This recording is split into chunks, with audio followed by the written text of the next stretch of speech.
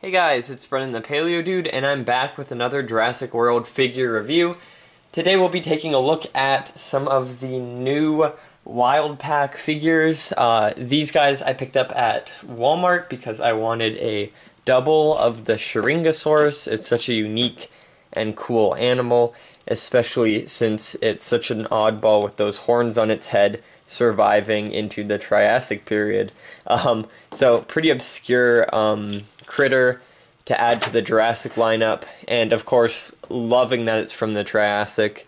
Next, the Velociraptor from Camp Cretaceous, and the paint job is phenomenal. It is one of the best painted raptors of the basic line that Mattel has ever produced, in my opinion, because of that beautiful pattern going down to the tail, and just the colors, the contrast, that nice green on dark green, on lighter beige with the underbelly, or not underbelly, the neck and the chin, the bottom jaw.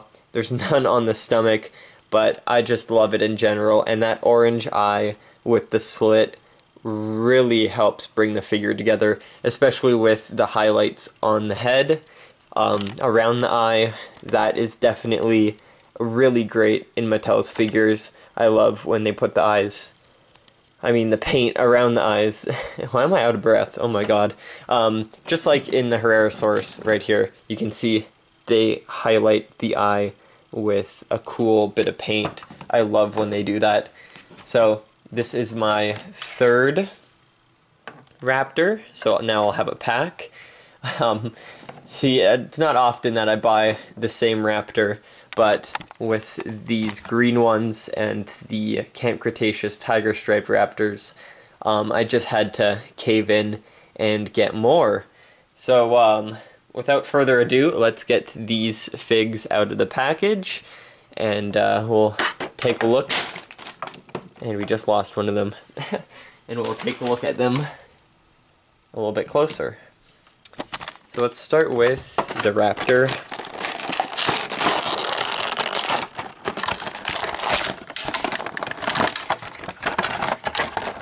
And you can see the back of the package. They got Mononicus and that really cool Ramprinkus. So here it is. You can see the paint on the neck kind of dissipates close to the chest. It's got some nice, more solid highlights leading up to the bottom jaw.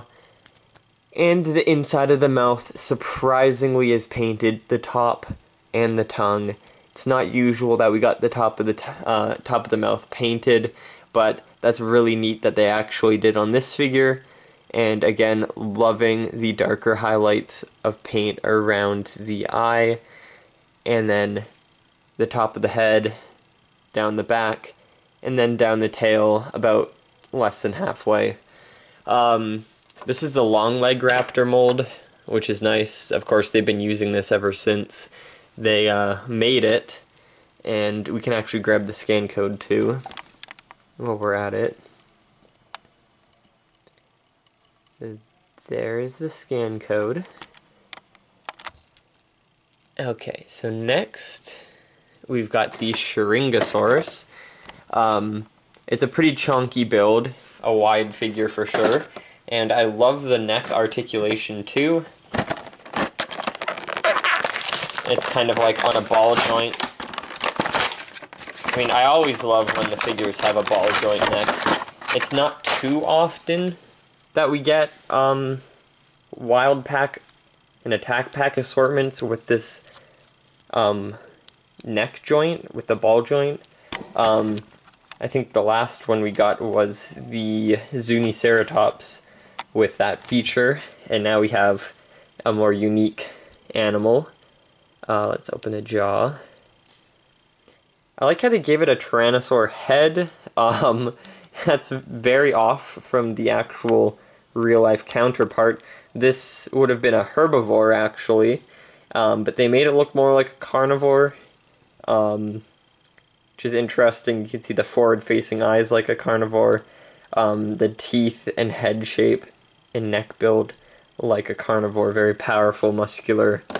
The skin on this figure is a little little tiny scales.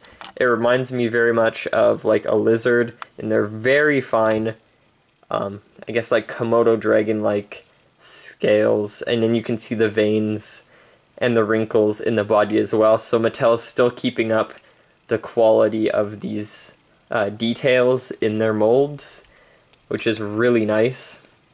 You can also see that the bottom jaw is a different color, and they also painted a bit of the neck that color as well to keep the consistency. The horns are a beige, the body's yellow with brown patterning, and it kind of reminds me of what you'd see color-wise in the Dinorivals series in, I think, 2019, I think? Which is interesting. I actually love the Dinorivals line. It was one of my favorites due to the colorful figures and the unique species, or just the new species in general. So it's cool that we've got such a contrasting color of figures for these guys. So let's get the raptors all into shot. Without them falling down, of course. It's a little bit of an issue. I can't see if the legs are warped or not before I buy them. Or I often don't put that much effort into checking.